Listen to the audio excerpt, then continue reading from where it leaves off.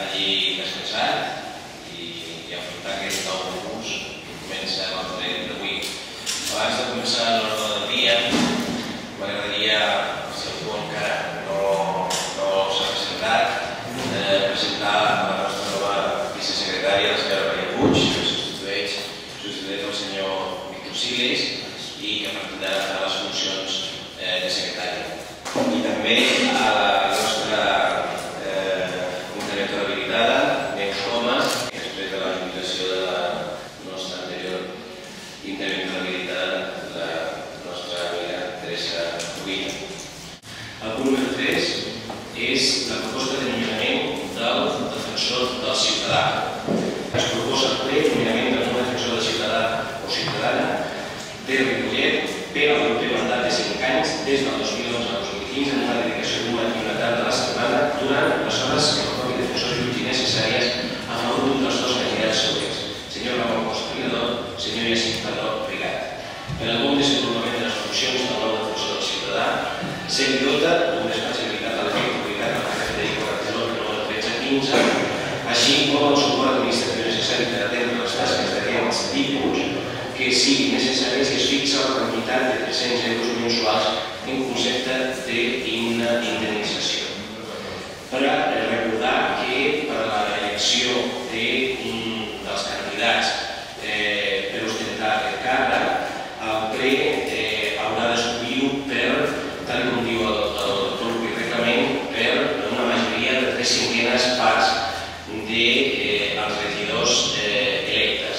Això vol dir 13 regidors o regidores. D'acord? Obrim un torn de paraula per expressar el sentit del vot.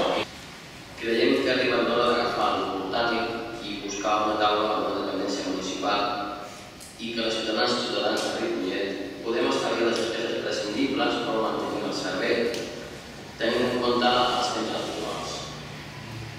Per aquesta raó, considerem necessària la seva figura, però alhora veiem que es podria utilitzar, almenys amb la vessant econòmica, perquè tenint en compte aquesta circumstància, el nostre grup s'abstindrà.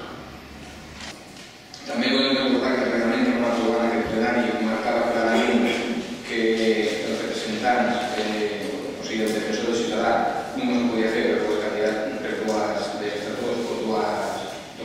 per dos mandats. Ramon Costa en aquests moments porta un mandat i donat també que fins i tot a nivell de dedicació, per la seva situació personal, tenint en compte que aquest nomenament és un càrrec no retribuït o no és un sou, donat que Ramon Costa en aquests moments creiem que podria dedicar-hi més temps perquè està lligat al món professional, doncs el nostre candidat i el nostre vot anirà pel senyor Ramon Costa. No podem donar continuïtat a aquesta manera de fer, hem de fer un pensament de tots, hem de buscar la manera que això canvi i per part del Partit Popular de Ripollet, per fi i per aquestes raons, diguem-ne, que considerem que hi ha alguna cosa més de fons, com és la persona, no trobem en cap dels dos perfils la persona que trobem que podria solucionar el tema del coneixement i donar més respostes a la ciutadania des d'aquesta institució. Per tant, des del Partit Popular de Ripollet no recolzem a cap de les dues candidats. No solo el grupo político que tenemos que aportar en nombre de la persona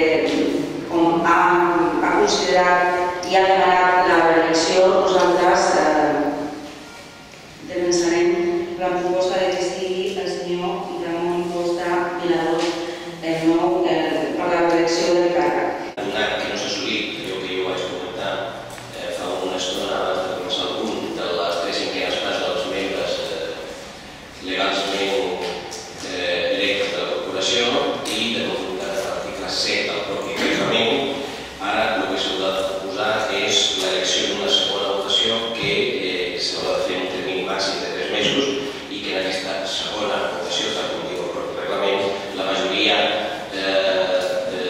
que serà suficient per poder escollir serà la majoria absoluta. Bé, passaríem al punt 4, que és el nomenament del representant de la xarxa de ciutats i pobles cap a la sostenibilitat. Aquest és un punt que, quan es va constituir l'Ajuntament, si recordeu, es va fer un llistat de representants municipals en les diferents òrgans que realment hem de tenir presència. Aquesta proposta no estava inclosa, que era la designació en la xarxa de ciutats i pobles cap a la sostenibilitat, i com és lògic, el que proposem al ple és que el representant de l'Ajuntament en aquesta entitat sigui la regidora de Medi Ambient, Gemma Aguado. Iniciem el torn de paraules per l'expressió de vots. Bé, des d'aquí desitgem a la senyora els millors èxits en el seu nomenament, però no li demanem que traslladem la nostra inquietud respecte a la millora de la llera del riu Ripoll al pas per Ripollet, on trobem, desgraciadament, podem documentar gràficament peixos morts, nuclis d'escombraries i trastos vells. Per tant, ja aprovechem que podem fer una tasca ben dura i exemplar per recollir i que traslladin en aquest moment si necessita una dada gràfica. Nosaltres ho podem enviar gustosament i el nostre vot serà l'abstenció. El vot del Partit Popular en aquest punt és l'abstenció. Gràcies. Les hem de posar a les i existeixen alternatives a nivell local. Un exemple d'aquests són els municipis o les comunitats en transició del petroli, basades en ports urbans, per exemple, en cooperatives de consum solidari i de proximitat, xarxes d'intercanvi de suport mutu, també la priorització total del transport públic, el qüestionament, per exemple, si necessitem malmetre tot un paratge natural per fer una gran infraestructura i arribar 5 minuts abans a la feina o al destí que sigui, la cerca del residu zero, el qüestionament de la política, per què no, dels ecoparcs, la recuperació dels habitatges buits, la recuperació dels espais fluvials i d'altres coses més immediates com l'eliminació de costos oficials, automòbils, pagament de lletres, etc. Amb el vot favorable dels grups de Convergència i Unió i Socialista i l'abstenció de la resta de grups, s'aprova aquest punt i passem al següent punt, que és l'aprovació d'un expedient de modificació de crèdits de la paraula de la Vicenta i Maria. Dit això, l'expedient que es presenta al ple és d'un total de 146.525 euros. Aquest expedient de modificació de crèdits el que reflecteix és, per una banda, la sol·licitud de diversos serveis que han manifestat a moviments entre les seves partides, sobretot pel que fa referència a serveis municipals, i per una altra banda el que fem és donar entrada a diverses subvencions, unes corresponents a educació, la que ja he dit que és la que fa referència al desenvolupament d'entorn, i la resta que corresponen a acció social, als serveis socials. Aquí donem entrada a una subvenció, dues subvencions de la Generalitat i una subvenció del Consell Comarcal que va directament a beques de menjar. Nuestro voto va a ser de acepción. En primer lugar, aclarar que en un solo voto un tema con tantos puntos pues es difícil aceptarlo. Por ejemplo, las becas de comedor, consideramos que son escasas, no en la cantidad de dinero con la que se corta, sino con el número de personas que la reciben. Se queda mucha gente fuera. Y consideramos que en los tiempos que corren es muy importante que el Ayuntamiento ayude a compaginar la vida familiar con la laboral, que es de lo que se trata en nosotros. Però amb aquesta modificació de crèdits hem trobat les subvencions participades com a èxits, que ens agrada moltíssim. Són procedents de la Generalitat i també de la Diputació, perquè no s'estaven així expliques. I el que hem trobat és una falta o una manca d'esforç molt extraordinari de part de l'Ajuntament per posar a donar ocupació de recursos. Per això, en aquest punt, nosaltres a la Ripollet ens estem. Nosaltres estem d'acord amb aquestes modificacions i només voldríem deixar aquí un fred, que serà també que es parla de l'autobús que serà també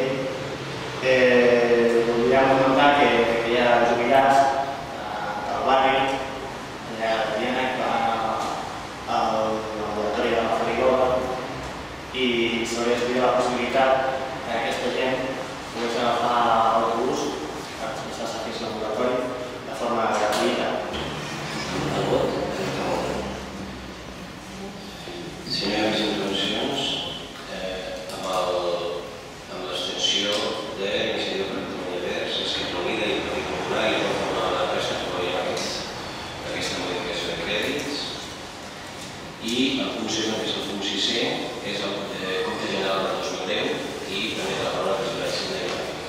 També de l'aprovació que es va fer de la Comissió Especial de Comptes es va fer el mes anterior. Durant aquest termini d'exposició pública no s'ha presentat cap al·legació i per tant el que correspon ara és passar aquest acord a l'aprovació de la presa. El compte general, com moltes vegades ha dit en els darrers anys, del que es tracta és de donar el vistiplau a la comptabilitat, no tant a l'esperit del pressupost, sinó als moviments comptables que permetran a la sindicatura de comptes, és a dir, la regularitat dels moviments comptables. No cal exposar aquí el compte general que s'ha detallat en la proposta que s'ha repartit, perquè es va explicar de forma detallada a la Comissió Especial de Comptes. El nostre grup no té valorar partides ni punts econòmics determinants perquè creiem que és el moment, és el joc, evidentment, tampoc podem fer-ho. Si els objectius pressupostaris s'han complert o si els punts o compromisos adquirits al passat s'han assolit, però sí diem que les coses, com hem comentat abans, arriben una mica tard i perquè el nostre grup no necessari que és que alguns d'aquests projectes tinguin els comptes de manera trimestral, puguem votar qualsevol i amb una certa puntualitat i perquè aviat tindrem que treballar els pressupostos d'un any que s'espera molt difícil. Sense excepcions, tots els patronats i el propi Ajuntament té guanys. Òbviament, des del Partit Popular entenem una funció pública com arribar al punt just. És a dir, hem d'aconseguir pràcticament arribar a zero, és tan dolent un punt positiu com negatiu. Per què? Perquè tot aquest diner que s'ha quedat sense utilitzar, òbviament no s'ha convertit en serveis, no s'ha convertit en funcions de patronat i, per exemple, que és la part que més es preocupa del Partit Popular, per exemple, tots aquests diners pot entendre que posant-se a la municipal d'ocupació, òbviament ha generat alguna cosa o el primer problema que tenim aquí. Per tot plegat, el vot del Partit Popular de Ripollet serà en contra. Estem valorant un pressupost que nosaltres, el tancant del pressupost, el balanç del pressupost que nosaltres és el nostre, l'han executat vostès i no podem ser molt bé dels papers. Per tant, ens abstindrem. A iniciativa el puc entendre, perquè bé, doncs acaben d'arribar i potser és veritat que necessitem un cert rodatge per començar a saber de què estem parlant. No estem parlant de la liquidació del pressupost. Això es va aprovar el mes d'abril i aquí es va donar el resultat que el pressupost havia donat perquè fa superàvit o perquè feia el dèficit. Però el que ja jo no puc entendre és l'actitud que té. Si vol enganyar, ho ha fet estupendament, ho ha fet de forma meravellosa. Ningú s'ha enterat de res i ha donat els resultats que vostè ha volgut. Perquè vostè sap de sobres que no estem parlant de la liquidació del pressupost. I a política no tot s'hi val. Si vostè considera tot això que ha dit, per què no han presentat al·legacions? Han tingut 3 mesos per presentar al·legacions. Però no ens confongui. No confongui coses, ni liquidacions amb resultats, ni beneficis, perquè vostè sap que no els tenim. No els tenim. I és que no ho puc sentir. Penso que té uns deures, que vostè ho va prometre o va jugar allà que va prendre possessió d'aquest càrrec i que si deus es deu a la població que ara mateix o demà en premsa després contarem. El tema de confondre, li puc ben dir que en el tema d'aquests diners que tant ens preocupen, perquè òbviament el Partit Popular els posaria en temes que realment donessin serveis i feina de poder, i vostès, en temes legals, en temes comptables i en temes, sincerament no són tècnics, però òbviament sí que han estat capaços de confondre no el Partit Popular sinó tothom, no hi ha manera de trobar-hi. Si vostè ens pot bronca a nosaltres perquè diu que hem liquidat un superàvit, i no sé, en el suposat que fos així, imagini's si haguéssim liquidat en dèficit. No sé quin és el discurs que vostè diria, però en qualsevol cas estem parlant del compte general. És una qüestió purament comptable, que va haver-hi una comissió especial de comptes, que no hi ha hagut cap al·legació i que, a més, vull fer una pregunta. El plaç per presentar el compte general del 2010, senyora interventora, quin és? A la sindicatura de comptes el 15 d'octubre. Fins al 15 d'octubre. No estem fora de plaç. Qui ho ha dit, això? No estem fora de plaç. Bé, doncs amb l'extensió del compromís per Ripollet i el vot favorable de grups de Convergència i Unió i Partit Socialista s'aprova també passem al punt número 7 de l'ordre del dia, que és el punt de mocions. Tenim dues mocions presentades. La primera és una moció presentada pel grup municipal del Compromís de Ripollet, que ha estat una moció que ha estat recolzada, inclús algun grup ha fet alguna petita modificació a d'altres grups polítics i, per tant, pràcticament consensuada. Aquest fet atempta clarament contra el model de l'escola catalana, un model educatiu que ha funcionat amb èxit els darrers 30 anys, basat en la no separació dels infants i joves per raó de llengua i gràcies al qual la nostra societat gaudeix d'un nivell de cohesió social acceptable. Aquest model educatiu ha contribuït de manera decisiva a pal·liar el greu desequilibri que viu el català, llengua pròpia de Catalunya, respecte al castellà, en diferents àmbits socials i culturals, alhora que s'ha demostrat eficaç en l'acollida i la inclusió social dels infants i joves dels darrers moviments immigratoris, tot contribuint a mantenir la cohesió social de les nostres ciutats i pobles. Nosotros consideramos que la enseñanza en catalán ha permitido que muchísimos niños que crecen en un ámbito que exclusivamente hablan en castellano hayan aprendido el catalán. Si esta resolución del tribunal consigue su objetivo, dentro de 15 años habrá miles de niños que viviendo en Cataluña no se van a hablar catalán. Por esto votamos a favor. I per tant no podem admetre que un fet que no ha produït separació, un fet que ha estat punt d'unió, un fet que ha estat punt de reformar i formar els nostres infants, que ha estat vehiculat, no podem admetre que s'ho vulguin treure o s'ho vulguin canviar simplement per moviments polítics d'una que representen una minoria social a nivell del país.